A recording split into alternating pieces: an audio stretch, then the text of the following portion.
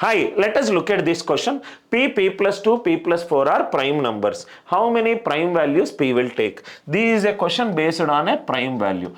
Any prime number, if you know this concept, you can solve this question easily. Any prime number greater than 3, it is of the form 6k plus or minus 1. So, you take any prime number greater than 3. 5 is 6 into 1 minus 1. 13 is 6 into 2 plus 1. What is the lowest prime number? 2. Let us substitute 2. Check whether all the 3 are prime numbers. 2, 4, 6. 4 and 6 are not prime numbers. If I take 3, 3, 5 and 7. Yes, this is a prime number triplet.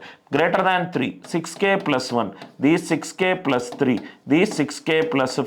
6k plus 3. Divisible by 3, divisible by 3. Not a prime number. 6k minus 1. 6k plus 1, 6k plus 3. Divisible by 3, divisible by 3. Not a prime number. How many prime values it will take? 1. I hope you understood the concept. To know more such content, download Anil Nair Classes app and you may also subscribe to Anil Nair Classes YouTube channel.